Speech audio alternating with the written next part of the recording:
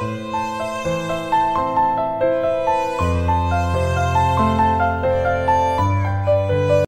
Everyone, welcome back to my channel. তো আমি রানা মণ্ডল। তো সকলে কেমন আছো একটু অবশ্যই জানিও। একটা নতুন একটা ব্লগ ভিডিও নিয়ে চলে আসলাম তোমাদের কাছে। তো আমি আজকে যাচ্ছি ভবা পাগলার মেলাতে। তো তোমরা সকলেই জানো, কালনায় যাদের বাড়ি তারা সকলেই জানো যে আজকে ভবা পাগলার মেলা, এবং যারা বাইরে থাকো তারাও অনেকে জানো, এবং যারা জানো না, যারা বিদেশে থাকো এবং যারা ভারতবর্ষের বিভিন্ন প্রান্তে বাইরে থাকো এবং ভবা পাগলার শিষ্য হয়ে অথচ আসতে পারছো না মেলাতে, তাদের জন্য শুধুমাত্র আমি ভিডিওটা করছি। এবং ভবা পাগলার শিষ্য শুধু ভারতবর্ষে না, শুধু পশ্চিমবাংলা না, ভবা পাগলার শিষ্য সারা বিশ্বে ছড়িয়ে আছে। তো যারা যারা আসতে পারো না, তারা যারা দূরে থাকো, শুধুমাত্র তাদের জন্য ভিডিওটা করছি আজকে আমি। এবং আমি আমার জ্যাঠার ছেলে দুই ভাই মিলে চলে গেছিলাম ভবা পাগলার মেলাতে, এবং সকল কিছু তোমাদের কাছে তুলে ধরছি। ভবা পাগলার মেলাতে কোথায় কি হয়, মেলায় কীরকম লোকজন হয়, টোটালটাই তোমাদের তুলে ধরছি। এবং এবছর 75 বছর উপলক্ষে ভবা পাগলার মেলা আগামী 7 দিন আগের থেকে শুরু হয়ে গেছিলো মেলা। তো আমি কাজের চাপের জন্য আসতে পারিনি এবং ভিডিও দিতে পারিনি। তো ফাইনালি আজকে একটা ভিডিও করলাম। এবং প্রথমে আমি ভবা পাগলার মেন গেট, এটা মেন গেট দিয়ে ঢোকার জন্য আমি ভিতরে প্রবেশ করছি, এবং আমার জ্যাঠার ছেলে গাড়ি চালাচ্ছে, আমি গাড়িতে বসে আছি। তো ফাইনালি মেলার মধ্যে পৌঁছে গেছি, এবং মেলায় পৌঁছে ভিতরে তো ঢোকা যাবে না গাড়ি নিয়ে, গাড়িটা পার্কিং করার জন্য একটা স্থান থেকে গাড়িটা রাখার চেষ্টা করছি। এবং ফাইনালি আমরা গাড়িটা রাখার জন্য রেডি হয়ে রয়েছি, এবং রাখবো। গাড়িটা রেখে এখান থেকে আমরা হেঁটে হেঁটে ভিতরে যাব, মেলার দিকে প্রবেশ করব, এবং তোমাদের সকল কিছুই তুলে ধরবো। যারা হয়তো অনেক দিন ধরে জানো কালনায় ভবা পাগলার মেলা হয় এবং মেলায় কোনো দিন আসুনি, তাদের জন্য সকলটাই আমরা তুলে ধরবো। এবং চলো মেলার দিকে ভিতরে প্রবেশ করা যায় এবং ভবা পাগলা দর্শন করাবো তোমাদেরকে। এবং চারিদিকে দেখতে পাচ্ছ যত টেন্ট আছে, যত দোকানপাট আছে, বেশিরভাগই না এখানে বুফ সিস্টেম করে স্টল করেছে। সেইখান থেকে মানুষকে সেবা দেওয়ার জন্য, মানুষকে প্রসাদ দেওয়ার জন্য বিভিন্ন রকম বিভিন্ন জায়গা থেকে মানুষ আসে। মানুষ এসে এখানে স্টল করে সকল মানুষকে, কেউ খিচুড়ি প্রসাদ দেয়, কেউ ফল প্রসাদ দেয়, কেউ হচ্ছে তরমুজ কেটে দিচ্ছে, কেউ হয়তো জল দিচ্ছে। তো বিভিন্ন মানুষ, বিভিন্ন বাইরের মানুষ, কালনার মানুষ, সকলে এই ভবা পাগলার মেলাতে এগিয়ে আসে। সবাই এগিয়ে এসে সবার সহযোগিতায় মেলাটা খুব সুন্দরভাবে পরিচালনা হয়। এবং ভবা পাগলার টোটাল দায়িত্ব যারা ভবা পাগলার এই মেলাটাকে পরিচালনা করছে, তারাও খুব সুন্দরভাবে মেলাটাকে পরিচালনা করে। এবং কালনার প্রশাসন থেকে শুরু করে সকলের দায়িত্ব সহকারে এই মেলাটা পরিচালনা করে। তো খুবই ভালো হচ্ছে মেলাটা এবছর, কারণটা হচ্ছে 75 বছর উপলক্ষে মেলাটা হচ্ছে। এবং মানে কি বলবো, তোমাদের দূর দূরান্ত থেকে মানুষ আসে এইখানে, বিভিন্ন দূর দূরান্ত থেকে মানুষ আসে। এবং সকাল থেকে মেলায় দেখো ভিড় কত মানুষ বসে আছে। এরকম মানুষ তুমি চারিদিকে ছড়িয়ে ছিটে দেখবে, এরকম মানুষ সকলে বসে আছে। তো আমার এসে খুবই ভালো লাগছে, এবং তোমাদের কাছে ভিডিওটা করতে পেরে আমার আরও বেশি ভালো লাগছে, কারণ এর আগের বছর আমি ভিডিও করিনি। তো একটা মাসি আমাকে বলছে, বাবা একটা ফোঁটা দিই। আমি বললাম, মাসি আমার কাছে তো টাকা নেই এখন। অ্যাকচুয়ালি আমার কাছে খুচরো কোনো পয়সা ছিল না, অ্যাকচুয়ালি ফোনপে টাকা ছিল। তো মাসি বললো, বাবা কোনো অসুবিধা নেই, তুমি নাও বাবা, কোনো অসুবিধা নেই। তো মাসিকে একটা প্রণাম করলাম, যেহেতু আমার থেকে অনেকে বয়সে বড়। তারপরে ফাইনালি ওখান থেকে বেরিয়ে পড়লাম, এবং টোটালটাই তোমাদের কাছে ঘুরিয়ে ঘুরিয়ে দেখাচ্ছি। কেমন লাগছে তোমরা অবশ্যই জানাবে।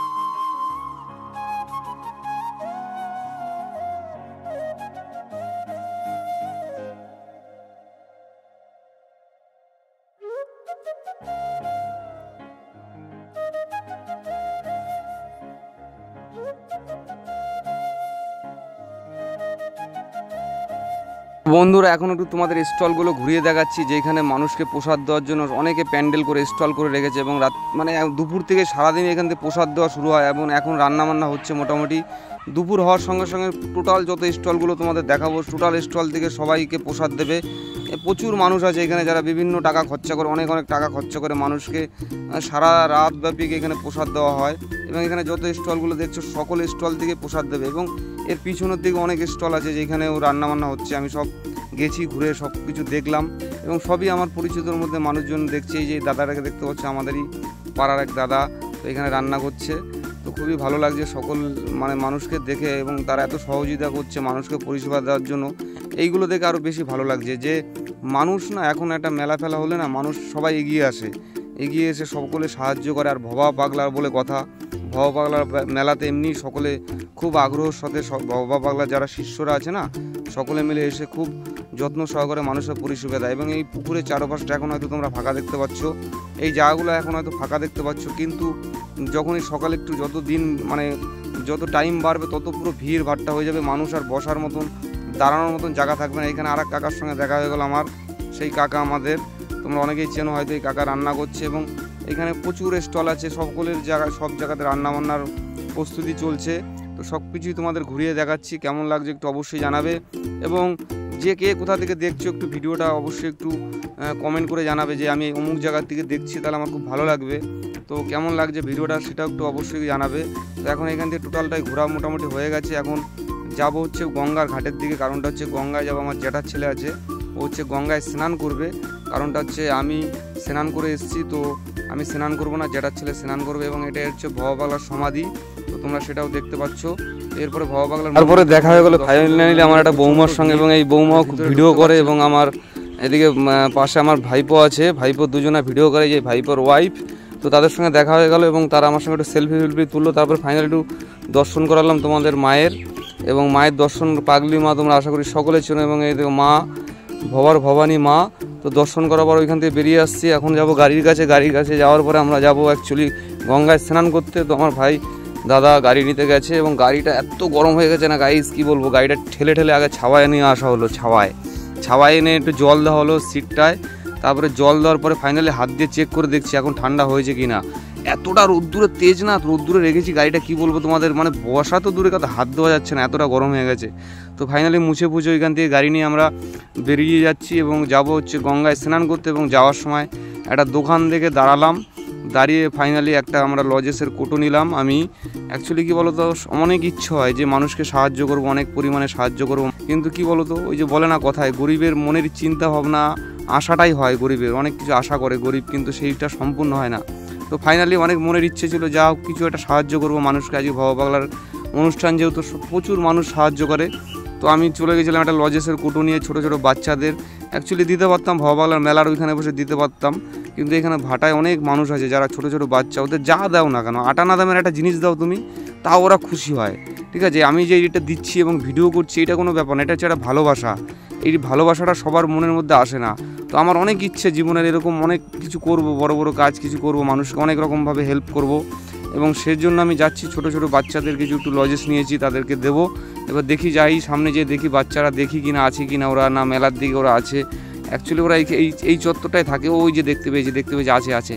দেখো খেলছে, দেখো গাছের উপরে কীভাবে খেলছে, সব গাছের উপরে উঠে। তো আমাদের দেখেই লজেস দেখে ওরা খুব আনন্দের সাথে আমার কাছে আসছে দৌড়ে, যে দাদা লজেস দাও। তো আমিও খুব আনন্দের সঙ্গে লজেস দিচ্ছি এবং ভিডিওটা করছি, তোমরা কেউ খারাপ ভেবো না যে মানুষকে হেল্প করছো তার ভিডিও করছো।